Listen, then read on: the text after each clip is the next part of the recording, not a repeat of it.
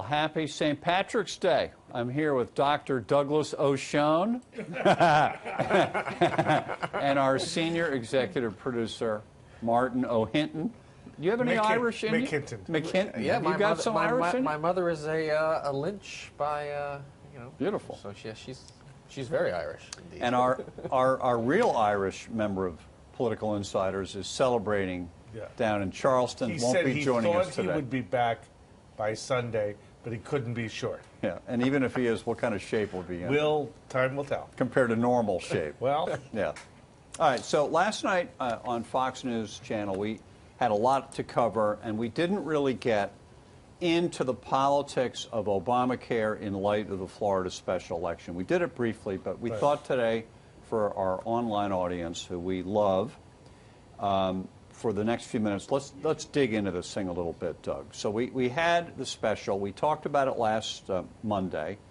You predicted, sitting where Martin was sitting, what did you predict? I think you thought the Democrat was going to win. And let me take that as my point of departure, because I figured in a district that Barack Obama had won twice, Alex Sink had won, I think, at least once for governor, by twice counting statewide office that she's held, that given the amount of money the Democrats had spent and the fact that Sink was running against a lobbyist, David Jolly, and that the Republican campaign, by their own account, was not as effective as it could have been, I figured she'd pull out a narrow victory, especially with a libertarian candidate who siphoned off, as it turned out, 5% or thereabouts from the Republicans. Well, that was wrong. Jolly won by 2 points. If you add in the libertarian vote, as Pat has suggested we do, which is a fair calculation, because the bulk of those votes would have gone Republican or they would have stayed home, that's 6-7 point margin for the Republicans. If you take that swing from the presidential to this congressional and extrapolate it, which is a dangerous thing to do, you get an 8 or 9 point swing nationally, probably stronger in the South and West, to the Republicans. Even if that's an exaggeration, and maybe it is, with Obama at record lows, we'll get to it in a second, the right direction, wrong track, over 2/3 wrong track, midterm of a second term, this sets up a significant tide, I think, John, for the Republicans. And you asked me, what do I divine, given, and I didn't even speak, and I apologize about Obamacare, but given the unpopularity of Obamacare, the unpopularity of the president, I just think that this augurs very badly for the Democratic Party. And this House race was all on Obamacare. Yes, it was. Right. All right, Martin, you watched this thing. What do you think? Well, I mean, we were discussing the number of, let's take the Senate. Are the Republicans going to take the Senate? And, there are as many as 10 states now where they could pick up a seat. And that's not They need to small. win a net of 6. Net of 6. So if there's 10 possibilities for them to pick up, and only a couple that they could lose, theoretically, Georgia and Kentucky. Right. And I would say, and Martin, it's going to be very interesting when you do your documentary on Colorado, which is a key state. But the dynamic in Kentucky is a very unpopular minority leader in Mitch McConnell, but a very, very, very strong anti-Obama tide in a state that is become, on a national, federal level, almost increasingly Republican. Well, we know from about a month ago when we did this little bit that both the president and Mitch McConnell have the same disapproval in Kentucky. Correct. 60%. Correct. So, but before we do that, let's go and look at something to stick with Florida for a minute. If Chris could put up first poll number 2. Now, this is what the country feels about the Democratic Party. I'm going to do them first. 35 positive, 38 negative, basically a wash. Now let's put up full screen number 1. This is what they feel about the Republican Party. Now look at the difference. An 18-point negative view on the Republican Party.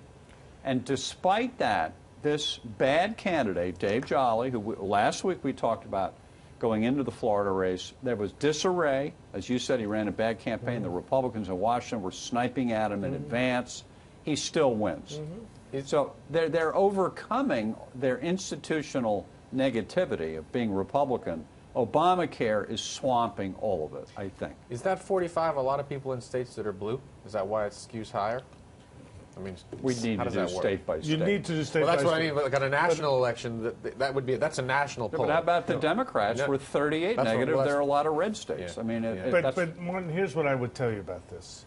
To have a party that is even or ahead of the Democrats on the generic vote, and to have the positive for the party only 1 in 4, with 3 and 4 they're neutral or negative, suggests that A, people are voting almost entirely against Obama and the Democrats, and it also says that something that we've said on Political Insiders is all too true, that the Republicans, despite our constant ministrations, have not been able to improve their image or develop a positive message.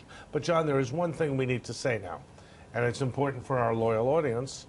The Wall Street Journal editorial, I believe it was Wednesday or Thursday, after the Florida victory for the Republicans, said that the Republicans had to pivot to an inclusive, positive message for which the we've been Republicans. saying for 3 years, and Precisely. no one listens.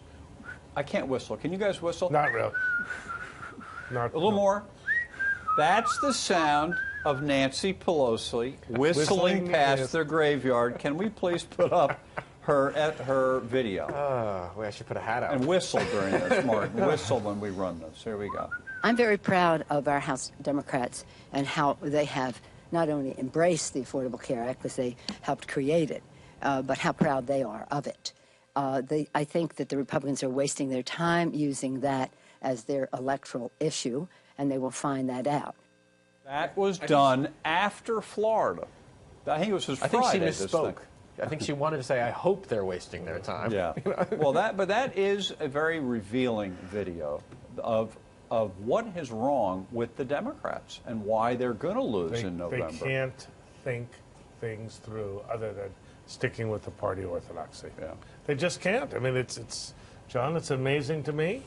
I mean, we have two parties that I know you like it when I use big words, are sclerotic. They're sclerotic. That's not that big. That means their veins are clogged up. And if Okay. you go back to the Bush presidency, it's very much a similar pattern, where the president got reelected, but by the second midterm, his signature issue in Bush's case was Iraq.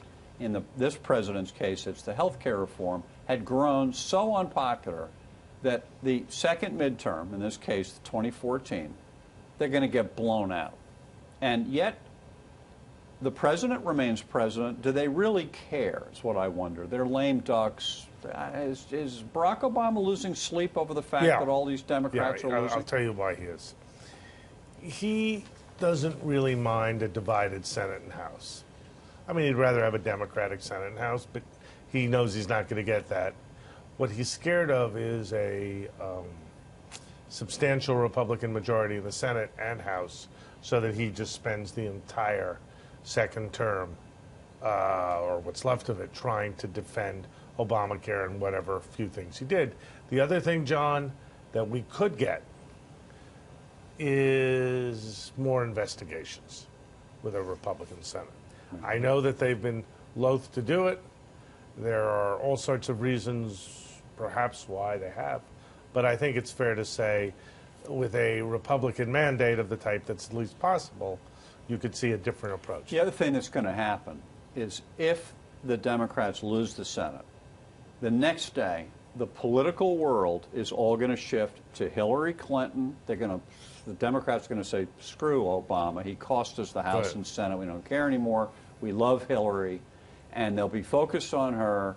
And the Republicans, when they take the House and Senate, they're not going to be spending their time. They're going to be thinking of 2016, how to win the presidency. Do you think they get organized after that? Do you think that, I mean, we've talked about how that coming together with a common message or a common idea for certain things. Nope. They can't do it. So how does winning the Senate help them win the White House? Just momentum. just That's momentum. so, you know, here's the They thing. played that But card. their They continue dysfunction may playing. come out even more. I'll when be they a have power. Republican consultant. Look, we're divided. We don't have a message. We don't even have a front runner. I mean, the ORC poll that was released had, I think, Paul Ryan at 15 and Rand Paul at 16, and who was it? Christie Scott at Walker 13, Scott Walker at at 11 or something. Yeah, A lot of that's guys no do. front runner. That's nothing. So what I see happening is that the Republican advisors say just keep going negative. It worked in the midterms. It'll work in the presidential. Right. But By will the way, that work if they're not running against Barack Obama? They're going to be running against someone else. That's the big question. I just want to quickly, for some reason I'm interested in doing this. Let's quickly discuss the New Hampshire Senate race. Scott Brown announced since Doug's iced coffee just hit the floor. And I don't know, is that going to be Jeanne Shaheen or is that going to be Scott I Brown? think it's that more crashed? likely to be Scott Brown who falls off his petard. Why? Because it is very hard in American politics to change states. I'd like to believe that as in some jurisdictions, some countries, it doesn't quite matter where you run if you're on a party in a national election. But people in a state like New Hampshire are very parochial and, you know, live free or die. And southern New Hampshire gets Boston TV. And I think they're going to be somewhat sensitive to what